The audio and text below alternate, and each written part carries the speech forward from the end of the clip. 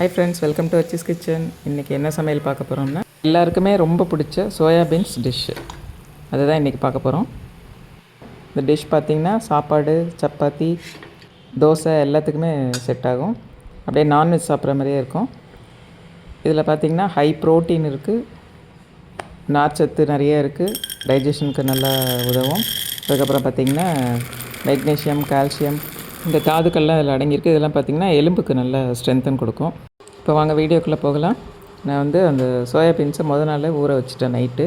அடுத்த நாள் எடுத்து அது குக்கரில் 5-6 விசில் வச்சு வேக வச்சுட்டேன். பாருங்கள், நல்லா வெந்துடுச்சு. அளவு பார்த்திங்கன்னா ஒரு 150 கிராம் எடுத்துருக்கேன் நான். நீங்கள் உங்களுக்கு எவ்வளோ தேவையோ அந்த அளவு எடுத்துக்கலாம். கடாய் வச்சு கடாய் சூடானோடனே 2 டேபிள் ஸ்பூன் எண்ணெய் ஊற்றி 1/2 டீஸ்பூன் ஜீரகம், 1/4 டீஸ்பூன் பெருஞ்சீரகம் போட்டிருக்கேன். சின்ன துண்டு பட்டை போட்டுக்கலாம். இது நல்லா பொரிஞ்சோடனே கருவேப்பிலை போட்டுக்கலாம். நெக்ஸ்ட்டு பார்த்திங்கன்னா 2 பெரிய வெங்காயம் நல்லா பொடியாக அறுத்து போட்டு நல்லா அதையும் வதக்கிக்கிறோம்.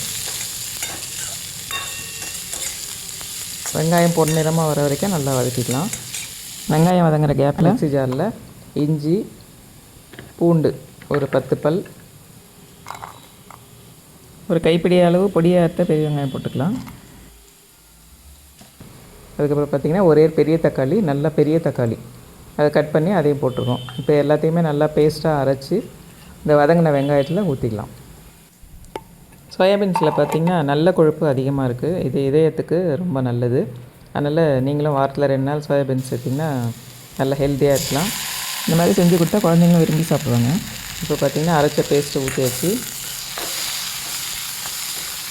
பேஸ்ட்டை ரொம்ப மையாக அரைக்கணும்னு அவசியம் இல்லை, கொஞ்சம் குறவரன்னு வச்சுக்கலாம். இப்போ மிக்ஸி ஜாரை கழுவி தண்ணி ஊற்றிட்டோம்.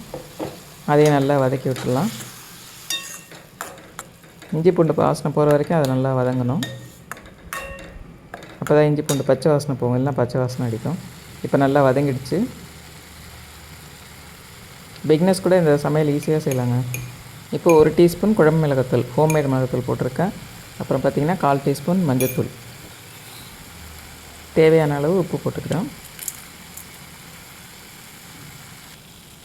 இப்போ எல்லாத்தையும் நல்லா வதக்கி விட்டுட்டு கொஞ்சமாக தண்ணி விட்டு மூடிக்கலாம். அப்போ தான் அந்த மசாலாலாம் நல்லா வெந்து அந்த பச்சை வாடை போகும். நான் ஆல்ரெடி நம்ம சோயாபீன்ஸ் வேக வச்சிருந்தனால ரொம்ப நேரம் போட்டு வேக வைக்க வேண்டியதில்லை. இப்போ இந்த தண்ணியை ஊற்றி மூடி வச்சிட்டோம்னா அந்த மிளகாத்தூள், மஞ்சத்தூள் அந்த வாடையெல்லாம் போயிடும், நல்லா வெந்துடும். பார்த்திங்கன்னா நல்லா வெந்துடுச்சு. இப்போ வேக வச்ச சோயாபீன்ஸை அதில் போட்டுக்கலாம். சமையலே தெரியாது அப்படின்னு சொல்கிறவங்க கூட இந்த சமையலை ஈஸியாக செய்யலாம், ரொம்ப டேஸ்ட்டாகவும் இருக்கும். இப்போ பார்த்திங்கன்னா அந்த மசாலாவோட சோயாபீன்ஸை நல்லா கிளறி விட்டுடலாம்.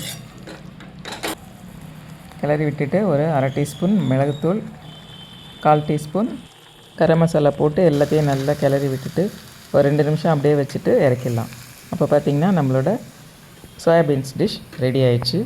இதை சாதம், சப்பாத்தி, தோசை எல்லாத்துக்குமே சைட் டிஷ்ஷாக வச்சு சாப்பிட்லாம். நல்ல டேஸ்ட்டாக இருக்கும், ரொம்ப ஈஸியாகவும் செஞ்சிடலாம். ஃப்ரெண்ட்ஸ், நீங்களும் இதே மாதிரி செஞ்சு பார்த்துட்டு எப்படி வருதுன்னு எனக்கு கமெண்ட்டில் சொல்லுங்கள்.